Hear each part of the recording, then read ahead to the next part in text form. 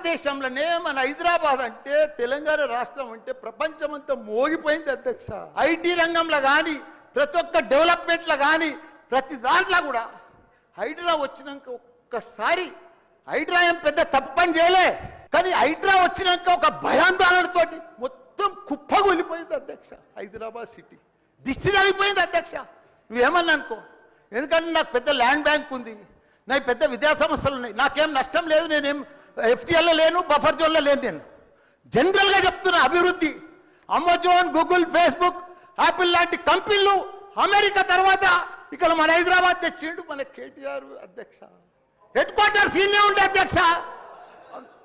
ఐటీలా మనం కర్ణాటక బెంగళూరు ఇచ్చినాం అధ్యక్ష. ఇక్కడ 9 లక్షల మంది ఉద్యోగాలు చేస్తున్నారు, ఐటీ ఉద్యోగాలు.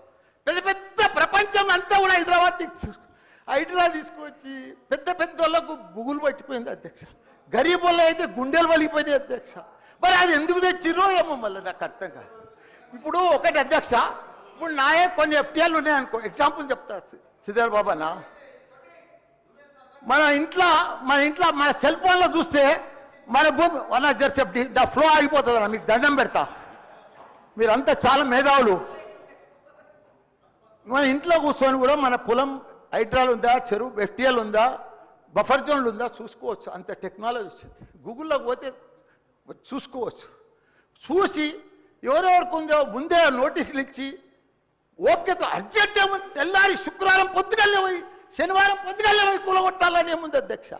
నిదానంగా వాళ్ళు కూడా మన తెలంగాణ ప్రజలే, వాళ్ళంతా కూడా మీరు ఓటేస్తేనే మనం మంత్రిలో కూర్చున్నాం. మనం అంత ఆదల బాధ ఆధార్ చేసేది, టెన్షన్ చేసేది ఏం అవసరం. మంచిగా నోటీస్ ఇచ్చి బాబు చేంజ్ చేసుకో, మార్చుకో, చూసుకో, నీకు ఇది ఇస్తాం, గరీబోడు ఉంటే ఇది ఇస్తాం, ఈ బెడ్రూమ్లకు అని నిమ్మడంగా చేస్తే అయిపోయాయి కదా. ఇంకా 4 ఏళ్ళు ఉంది కదా మీకు, ఈ ఏడాదిలోనే ఫస్ట్ ఇయర్లో చేయాలని ఏముంది, అన్ని కొన్ని చేసుకుంటా ఉండి. రియల్ ఎస్టేట్ అయితే అధ్యక్ష రియల్ ఎస్టేట్ అయితే కుప్పగొలిపోయింది. ఏదైనా పెళ్లికి అమ్ముదామన్నా కొంటలేరు ఎవరు, పైసల రొటేషన్ లేదు, వ్యాపారాలు లేవు, బిజినెస్లు లేవు, ఏమీ లేవు అధ్యక్ష.